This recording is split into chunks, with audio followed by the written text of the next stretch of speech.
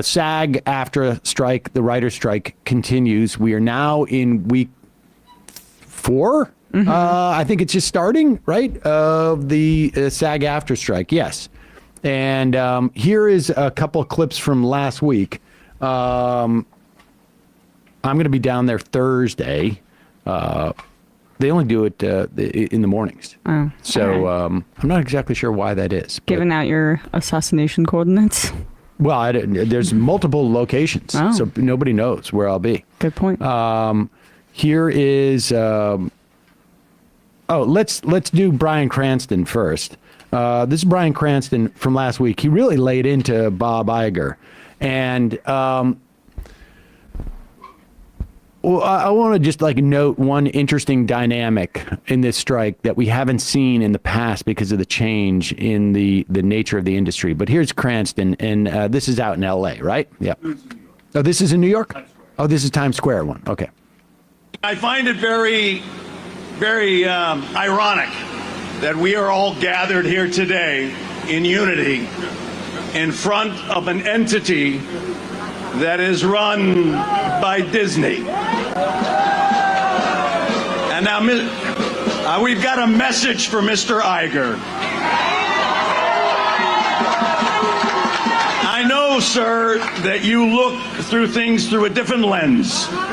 We don't expect you to understand who we are, but we ask you to hear us, and beyond that, to listen to us when we tell you we will not be having our jobs taken away and giving to robots. We will not have you take away our right to work and earn a decent living. And lastly, and most importantly, we will not allow you to take away our dignity. We are union through and through, all the way to the end. Thank you. God bless you. Stay together. We will win this fight. God bless you. Yeah, he's got a lot of gravitas. He should look into acting. And, well, and here's the thing.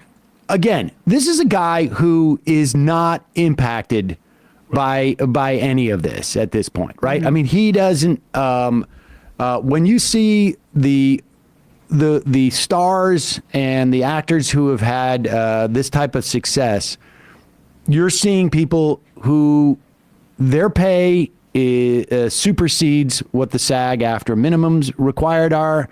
Their deals basically ride on top of what SAG, the union, requires. And so they're out there fighting for the literally tens, 30, 40, 50, 60, I mean, really 100 and, 30,000 other, there's 160,000 SAG-AFTRA. They're out there fighting really for the other 155,000 members of the, I'm just picking a number, but 87% earn less than 26,000 a year. And 26,000 is the cutoff for health insurance there. And so this is a big fight for a lot of working class folks who are working other jobs as well while they're trying to make it into acting.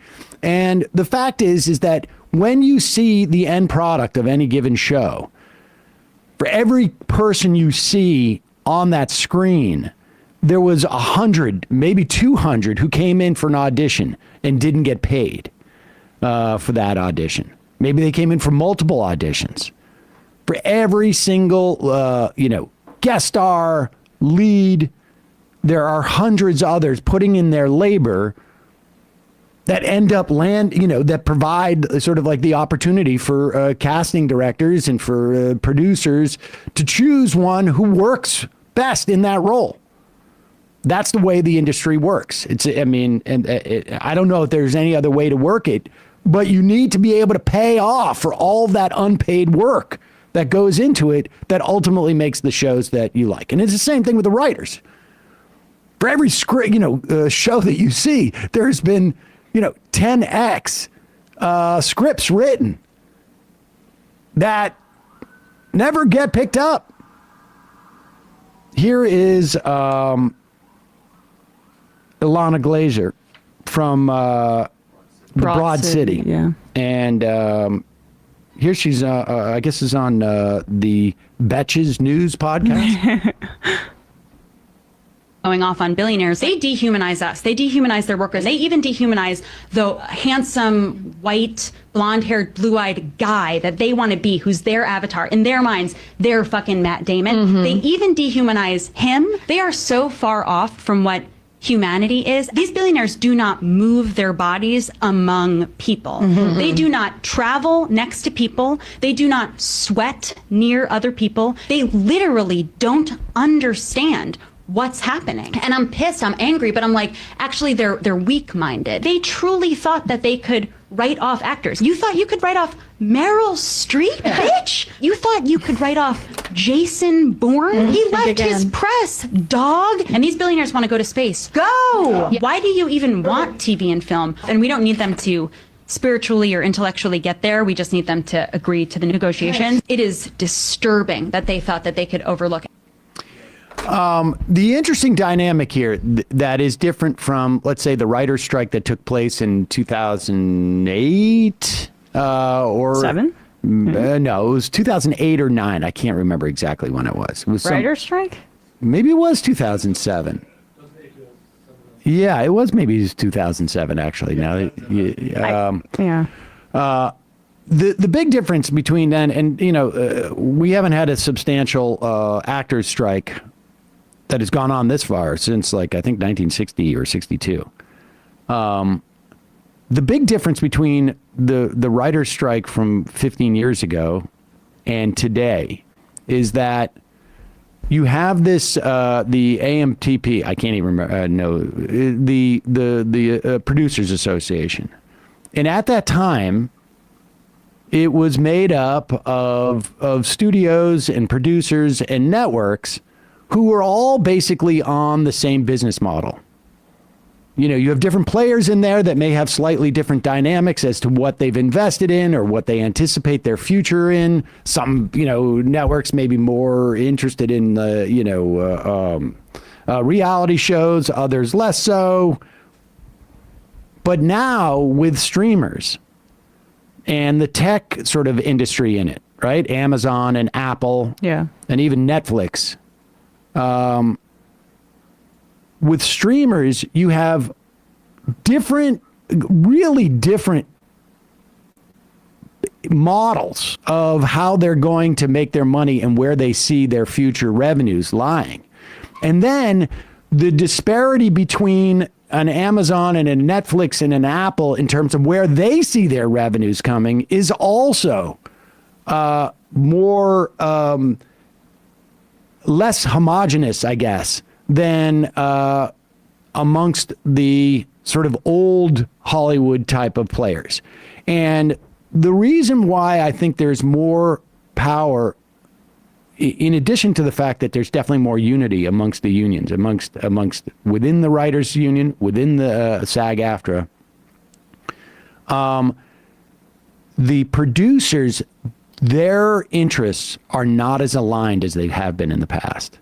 And that's going to provide an opportunity for some of them to go like, we need to peel off now.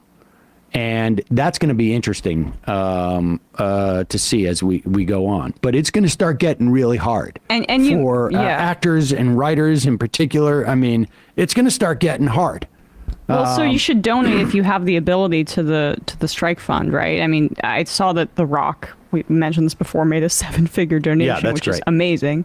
But reality TV, it's not a coincidence that its golden era and when it really took off was 2007, 2008. Oh, without a doubt. I mean, they did that to circumvent the writers. And the irony is that the reality stars facing the same issue right now that a lot of the actors are, in that the shows that are on streaming, they're not getting residuals either. Right. And so And we should also say, I got some bad news for you about the reality shows. Yeah. They're scripted. They're not word for word, not scripted, but the scenarios, but the early stuff that really got it kicked off, like those Jersey Shore kids were treated like garbage.